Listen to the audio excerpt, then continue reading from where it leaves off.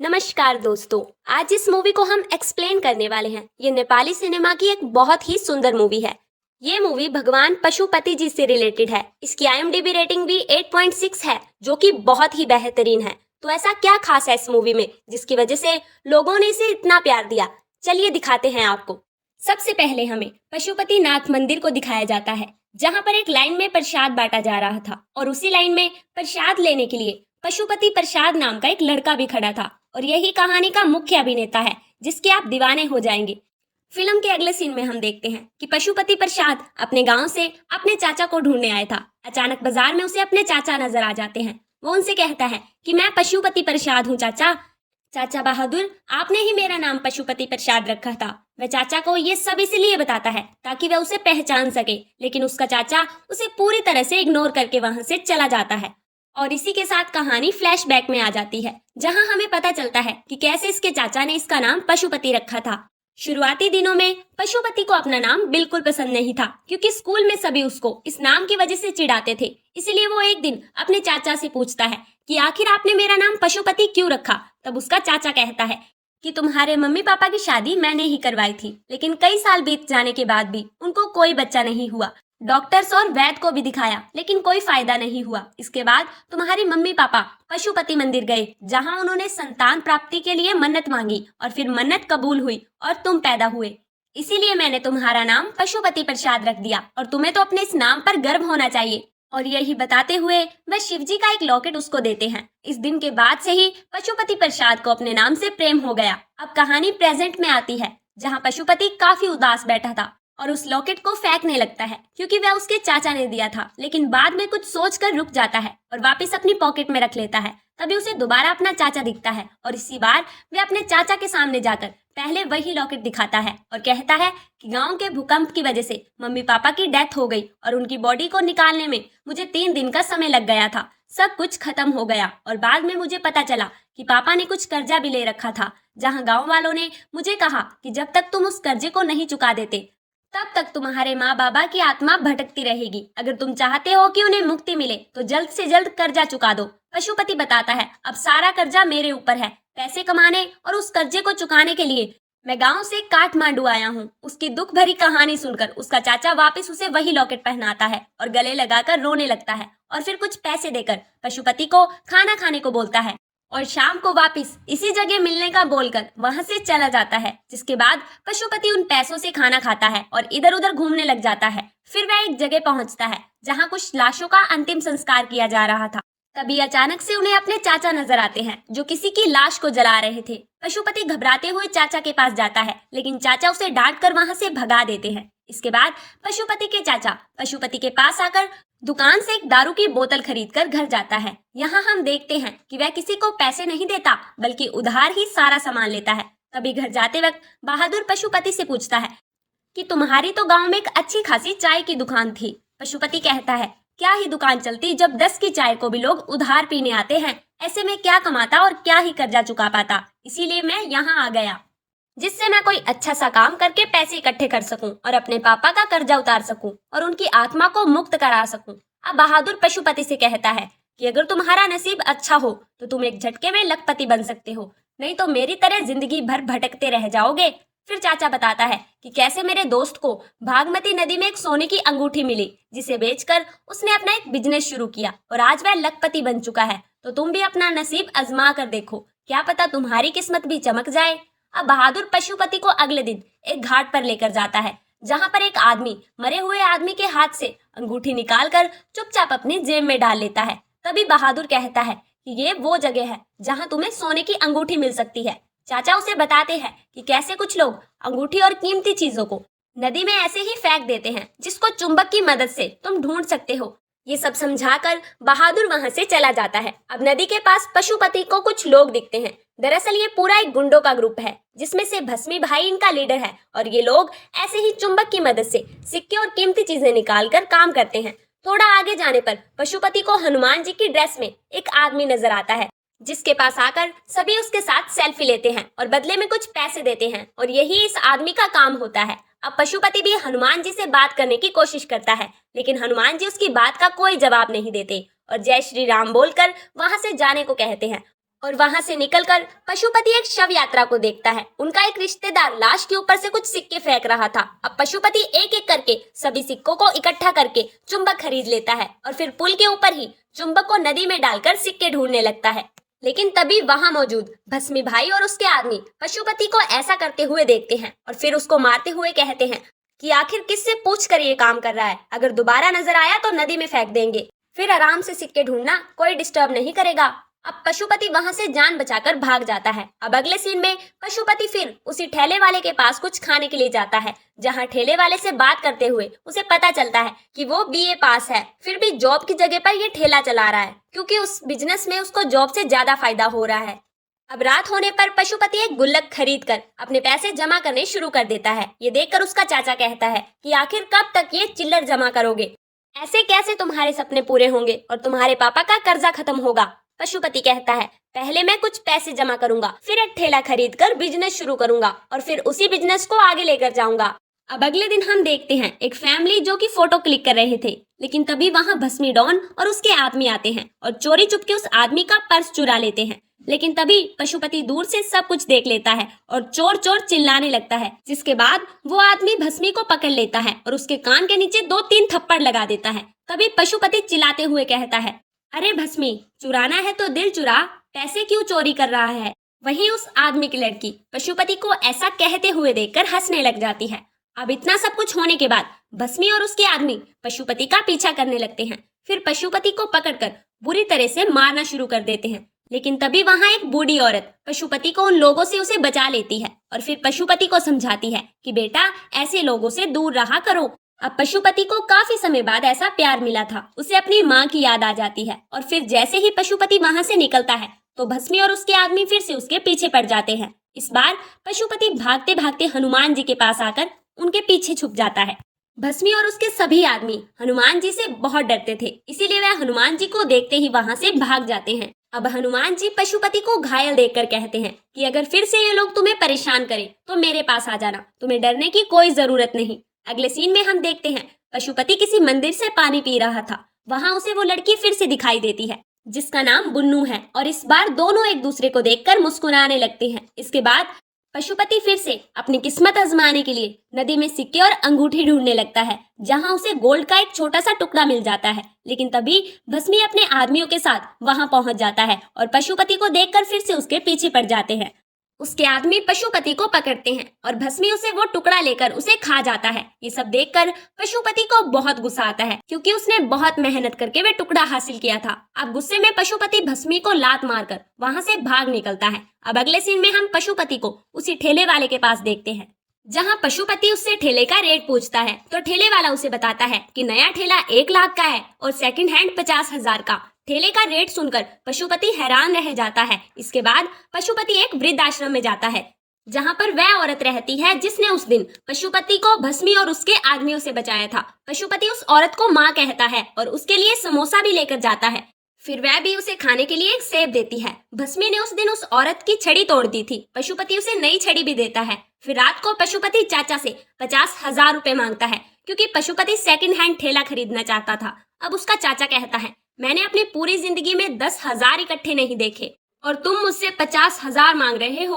तो पशुपति कहता है, ठीक है, फिर मुझे कोई अच्छी सी जॉब दिला दो, मैं ये सिक्के ढूंढते ढूंढते अब थक गया। अगली सुबह उसका चाचा उसे एक जगह नौकरी दिलवाने के लिए लेकर जाता है, जहां पर पशुपति को काम मिलता है कि लाश के जलने के बाद उनकी बची हुई लकड़ियों को नदी में फेंका जाता है। उसको उन्हीं लकड़ियों को इकट्ठा करना था, लेकिन पशुपति की बदकिस्मती थी कि उस काम का सुपरवाइजर कोई और नहीं बल्कि भस्मी ही था।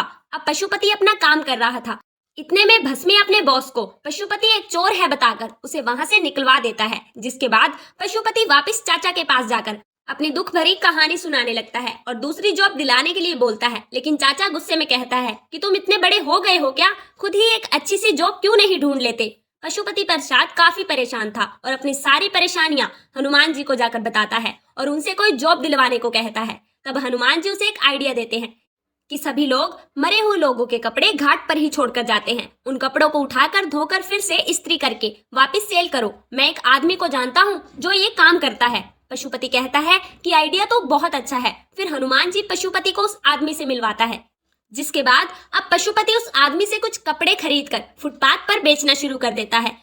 जहां ऐसा करते हुए अपनी स्कूल बस से बुन्नू उसे देख लेती है और पशुपति भी उसे देख लेता है, जिसके बाद दोनों फिर से एक दूसरे को देखकर मुस्कुराने लगते हैं। यहाँ ऐसा लगता है कि जैसे दोनों एक दूसरे को पसंद करने लगी हैं और फिर कहानी आगे बढ़ती है, जहाँ पशुपति अब ठीक ठाक पैसे कमाने लगा है और अपनी सारी कमाई अपनी गुल्लक में जमा करने लगता है। कुछ दिन बाद पशुपति ये खुशखबरी हनुमान जी को सुनाने जाता है कि इस खुशी के मौके पर उनको उसी ठेले वाले के पास मोमोज खिलाने के लिए लेकर जाता है, जहाँ पर ठेले वाला पशुपति को देखते ही कहता है, अरे भाई, बड़े सही समय पर आए हो, जैसा तुम्हें चाहिए था वैसा मुझे एक सेकंड हैंड ठेला मिल गया। अब ये सुनकर पशुपति खुशी से झूम उठता है और ठेले वाले से कहता है, मैं अभी तुरंत एडवांस लेकर आता हूँ। अब पशुपति जल्दी से रूम पर जाकर खुशखबरी चाचा को सुनाता है और कहता है कि आज से आपको लाशों को जलाने की जरूरत नहीं, अब हम चाचा भतीजा फास्ट फूड का काम करेंगे।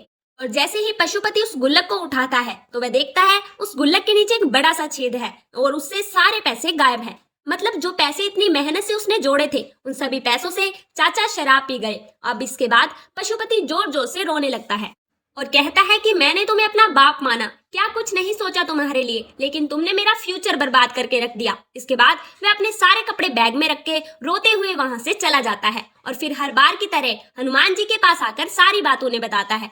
अब हनुमान जी एक छोटी सी जगह पशुपति को रहने के लिए दे देते हैं। इस जगह पर पशुपति सिर्फ सो सकता था। इसके लिए कुछ दिन बाद पशुपति फिर से अपनी मुंह बोली माँ से मिलने के लिए जाता है और उनको अपने परिवार की फोटो और कुछ पैसे देकर कहता है कि माँ, आज से मैं जो भी कमाऊंगा सब तुमको ला कर दूंगा। मुझे अब किसी पर भरोसा नहीं है। मेरे साथ मेरे चाचा ने भी धोखा कर दिया। काफी दिनों तक अब उसे बुन्नू नजर नहीं आती, तो वह अपने दिल की बात हनुमान जी को आकर बताता है। तब हनुमान जी उसे कहते हैं कि अगर तुम्हें बुन्नू चाहिए तो तुम्हें एक दिन के लिए हनुमान बनना पड़ेगा। और फिर पशुपति हनुमान जी की ड्रेस पहनकर मंदिर में जाता है। सबसे पहले पशुपति को मंदिर में भस्मी दिखता है। पशुपति भस्मी को पकड़कर धमकी देता है कि आगे से तुमने पशुपति को तंग किया तो तुम्हारे लिए अच्छा नहीं होगा। फिर बुन्नू और उसकी फैमिली मंदिर में आकर हनुमान जी के साथ फोटोज खींचने लगते हैं। अब अगले दिन पशुपति को बुन्नू फिर से बस में नजर आती है और पशुपति को अपने पास बुलाकर एक पेपर देती है। पशुपति बुन्नू से जब वह पेपर ले रहा था तो पीछे से म्यूनिसिपैलिटी वाले आकर उसकी कपड़ों की दुकान उठा कर ले जाते हैं। फिर पशुपति हनुमान जी के पास आकर बताता है कि बुन्नू ने मुझे ये पेपर दिया और पीछे से पता नहीं कौन मेरे सारे कपड़े उठा कर ले गया। फिर मैंने उनको 200 देकर अपने कपड़े वापस लिए। हनुमान जी कहते हैं कि इस पेपर में क्या है, तो पशुपति हनुमान जी के पास बैठकर वह पेपर खोल कर देखता है तो लेटर में पशुपति का स्केच निकलता है और एक चिट्ठी भी थी जिसमें बुन्नू ने लिखा था कि मेरी तबीयत खराब हो गई थी, जिस वजह से मैं काफी दिनों तक नहीं आ पाई और मैंने घर पर रहकर तुम्हारा स्केच बनाया।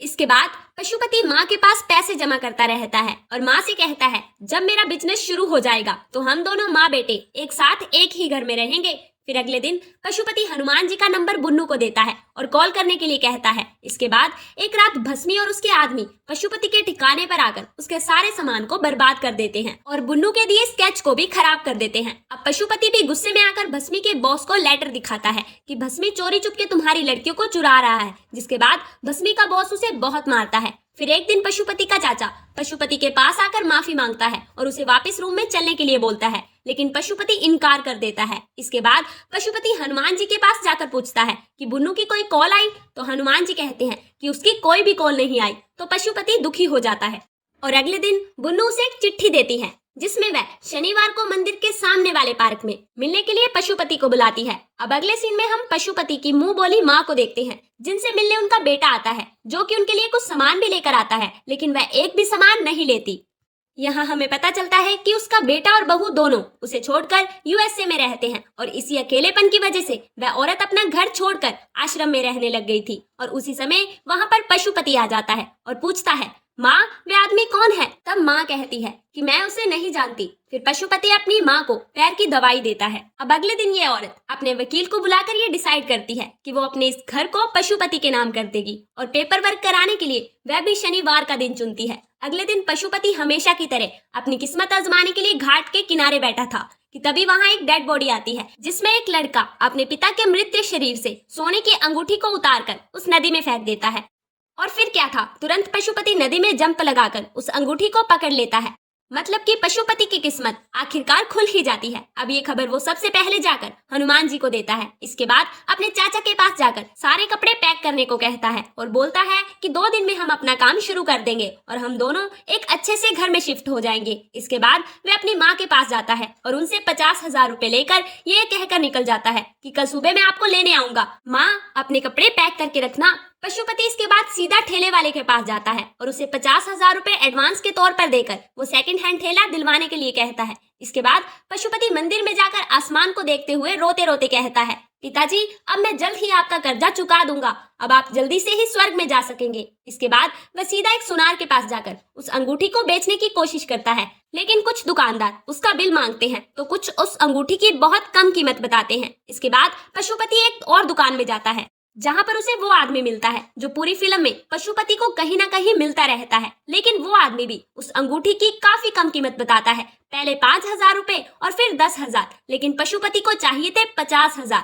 तो पशुपति वहां से बाहर निकल जाता है, जिसके बाद वह सुनार जोर जोर से चिल्लाने लगता है, चोर चोर चोर मेरा सोना लेकर भाग रहा है। ये सुनकर आसपास के लोग उसके पीछे पड़ जाते हैं और उसे पकड़कर बहुत बुरी तरह से मारना पीटना शुरू कर देते हैं। इसी बीच वह सुनार उसके हाथ से वह अंगूठी छीनकर वहां से निकल जाता है। इसके बाद वहां पुलिस आ जाती है और पशुपति को वहां से लेकर चली जाती है, लेकिन तब तक काफी देर हो चुकी थी। इतनी ज्यादा पिटाई की वजह से पशुपति मर चुका था और यहाँ पशुपति की मौत की वजह से सबके सपने अधूरे रह जाते हैं। इधर ठेले वाला बंदा पशुपति के लिए वो ठेला रखकर उसका इंतजार कर रहा था, दूसरी तरफ उसकी मुंह बोली माँ अपने वकील के साथ पशुपति का इंतजार कर रही थी ताकि वह अपना घर पशुपति के नाम कर सके। और दूसरी तरफ बुन्नू पशुपति को मंदिर में यहाँ वहां ढूंढने लगती है, लेकिन उसे क्या पता था कि जो चिता उसके सामने जल रही है वो किसी और की नहीं बल्कि पशुपति की है। एक तरफ पशुपति का चाचा उसका रोते हुए इंतजार कर रहा था, मैंने उसके साथ कितना गलत किया और अब पशुपति आएगा और मुझे अपने साथ ले जाएगा, लेकिन उसके सामने आती तो है